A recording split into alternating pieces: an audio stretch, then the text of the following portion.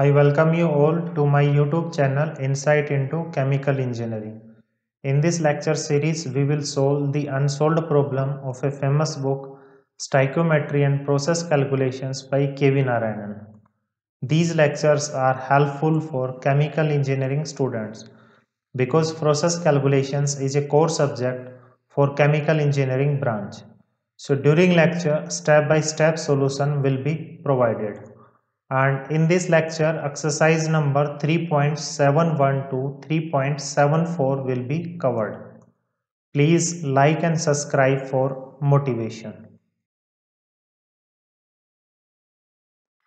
Problem number 3.71. Pure water and alcohol are mixed to get a 50% alcohol solution, and density of water, alcohol and solution are given, and we need to estimate the volume percentage of ethanol in the solution, the molarity and molality of the solution.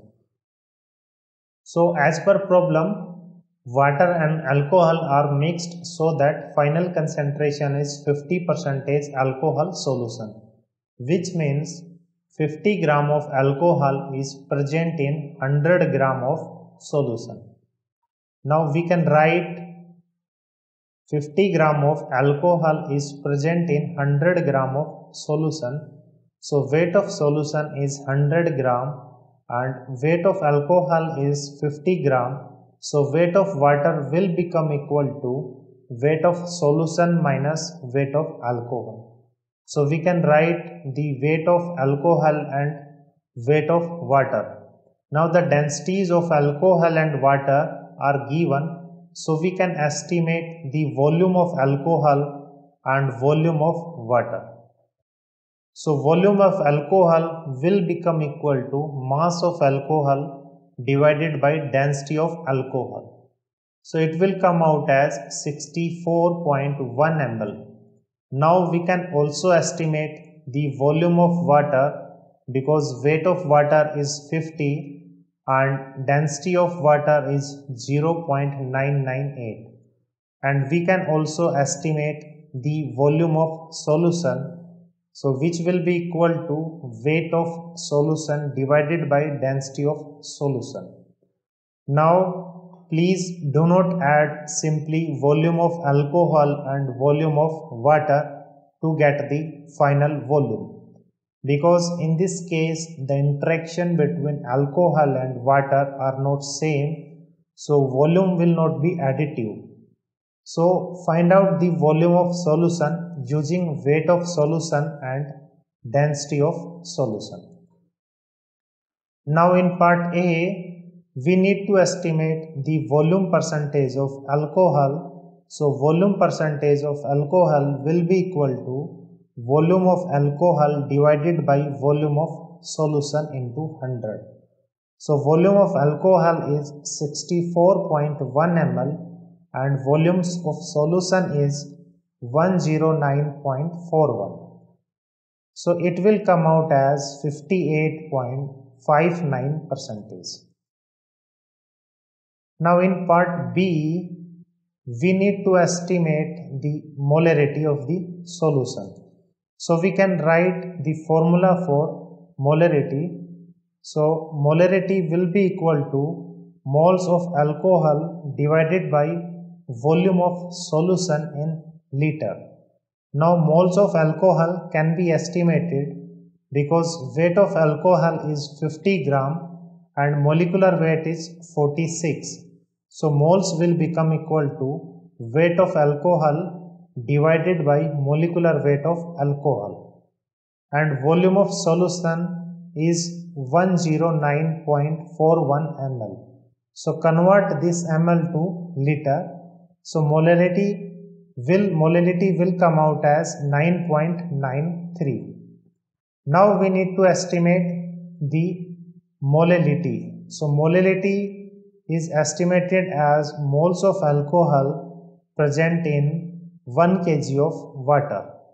So moles of alcohol is 50 divided by 46 and weight of water is 50 gram. So we need to convert this 50 gram to kg. So corresponding to this, we will get 21.73.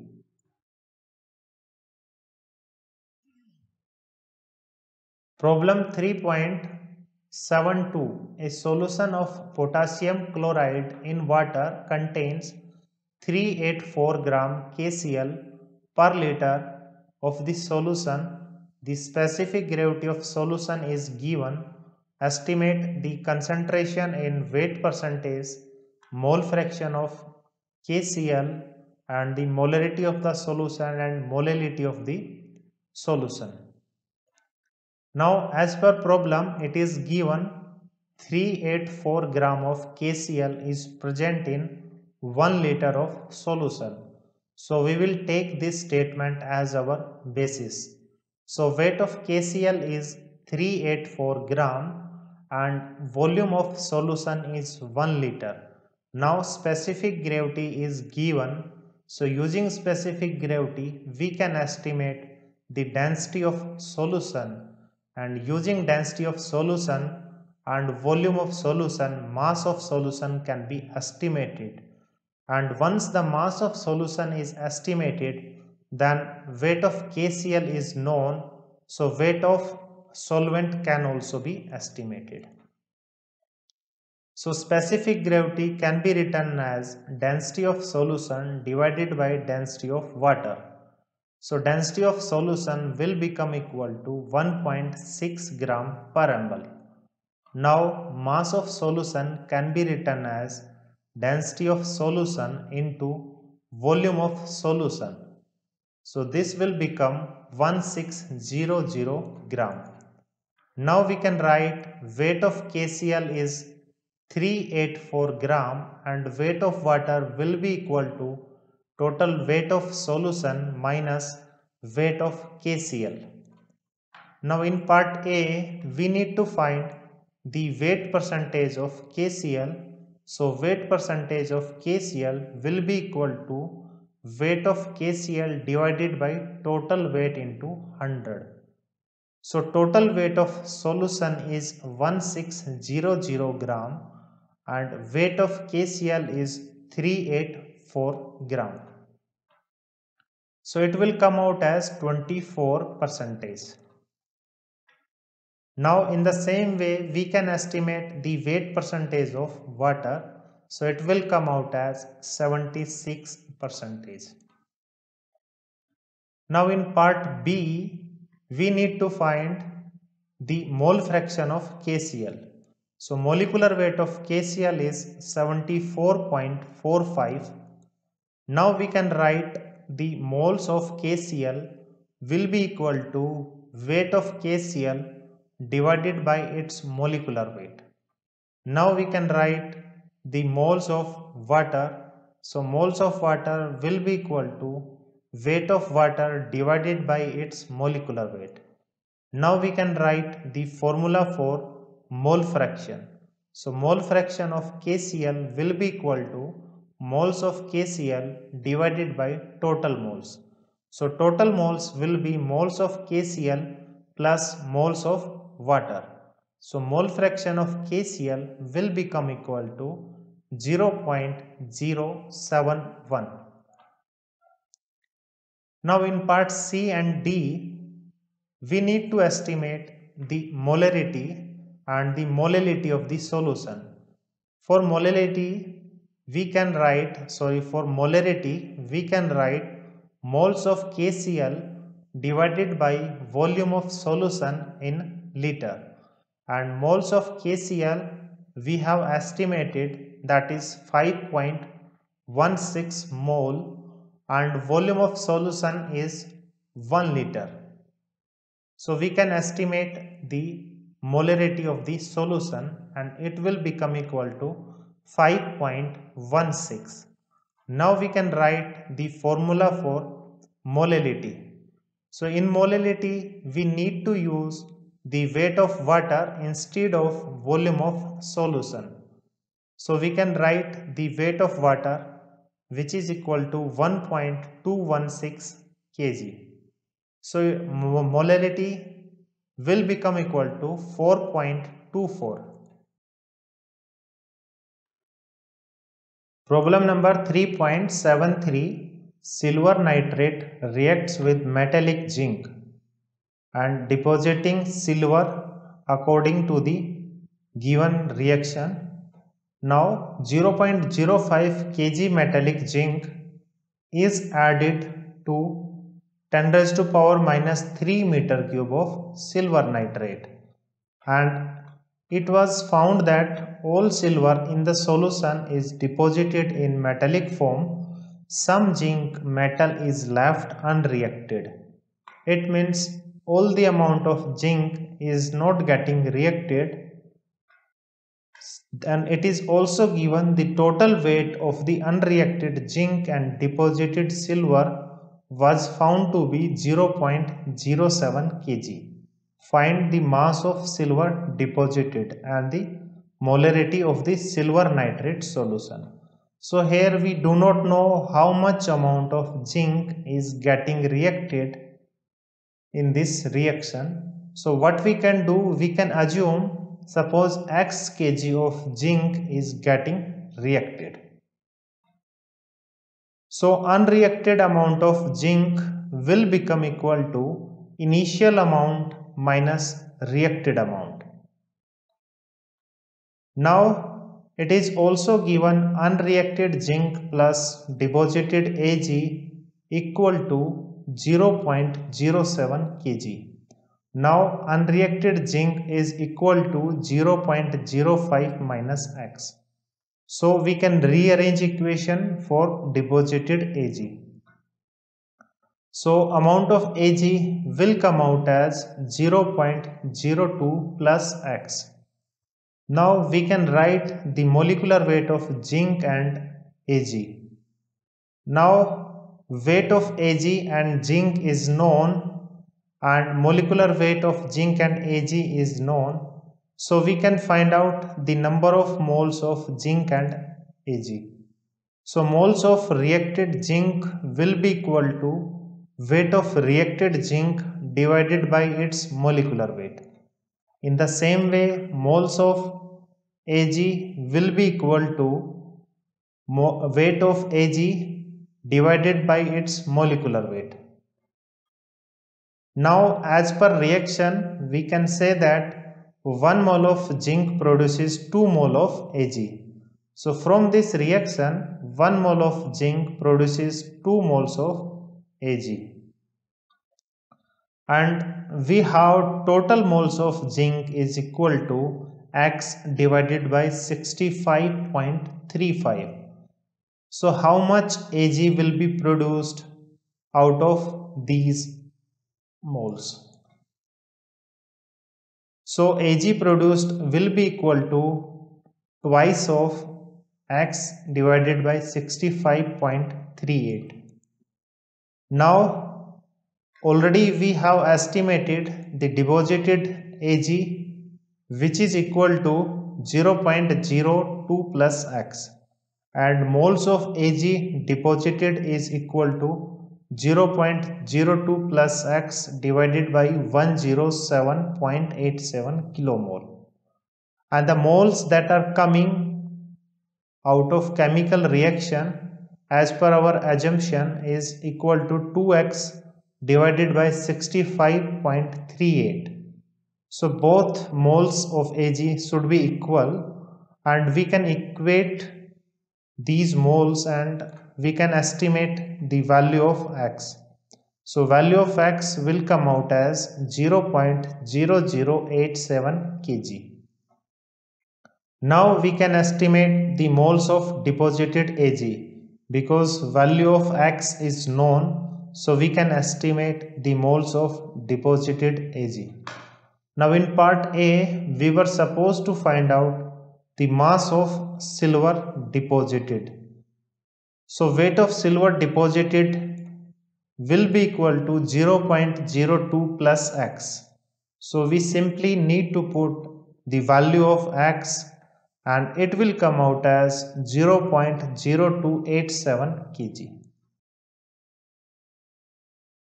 So in part B, we need to estimate the molarity of AgNO3 solution. For that, moles of AgNO3 should be known, and as per stoichiometry equation, moles of Ag will be equal to moles of AgNO3, and moles of Ag we have already estimated in part A. So molarity will become equal to moles of AgNO3 divided by volume of solution in liter. So it will become equal to 0.266. Now problem number 3.74, 1 kg nitrogen is mixed with 3.5 meter cube of hydrogen at 300 Kelvin and 101.3 kilopascal and sent to the ammonia converter. The product leaving the converter analyzed certain percentage ammonia, hydrogen and nitrogen. Identify the limiting reactant. So for this question, what we can do, first we can find out the number of moles of N2 and H2. Then as per chemical reaction, we can identify which one is the limiting reactant. So we can write the molecular weight of N2 is equal to 28. So number of moles of N2 will become equal to weight of N2 divided by its molecular weight. And for H2 we can use ideal gas equation because volume, temperature and pressure are given. So using ideal gas equation, we can estimate the number of moles of H2. So number of moles of H2 will come out as 142.15 mole. Now we can write the balanced chemical reaction, and from this chemical reaction we can say that 1 mole of N2 requires 3 mole of H2. And how many moles of H2 will be required if the moles of N2 are 35.71. Then we can compare it with the available number of moles of H2. So 1 mole of N2 requires 3 mole of H2. So 3.5.71 mole will require 107.13 mole of H2. So these are the moles of H2 theoretically required to combine with N2. And the available moles of H2 are 142.15. It means the available moles of H2 are more than the theoretically required moles of H2. So N2 is the limiting reactant. So in part B, we need to estimate the percentage excess of excess reactant. So we can write the formula for percentage excess, which will be equal to excess amount divided by theoretically required amount into 100. Now we can easily estimate the excess amount of H2 because in part A we have already estimated the theoretically required amount of H2 and available amount of H2 is also known. So percentage excess of H2 will come out as 32.69%. Now in part C, we need to estimate the percentage conversion of limiting reactant, which is N2. So we can assume the conversion of N2 is X, and then accordingly we can do the calculation, because finally it is given that weight percentage of certain composition that is coming out of reaction is given. So we can equate with the given composition. So we can assume, suppose X mole of limiting reactant got reacted. Now write the balanced chemical reaction, and at time t equal to 0, these are the available moles of N2 and H2. Now X mole of N2 got reacted. So after time t, we can write the number of moles of N2H2 and NH3. So at time t, 35.71 minus x will be number of moles of N2 left unreacted. So in the same way, these are the moles of H2 unreacted and moles of NH3 produced. So total moles of product at time t will be equal to moles of unreacted N2 plus moles of unreacted H2 plus moles of NH3 produced. Now as per problem, it is given that product contains 13.7% ammonia and 70.32% hydrogen and 15.98% nitrogen. And as per our chemical reaction, in the product composition, the amount of N2, H2 and NH3 is known in term of X. So what we can do, we can find out the percentage of N2, H2 or NH3, and we can equate their percentage with the given percentage so that we can estimate the value of X. Now mole percentage of NH3 can be written as moles of NH3 in the product, which is equal to 2x divided by total moles, which is equal to 177.86 minus 2 into 100, and this mole percentage should be equal to 13.7% ammonia. So X will come out as 10.72 mole.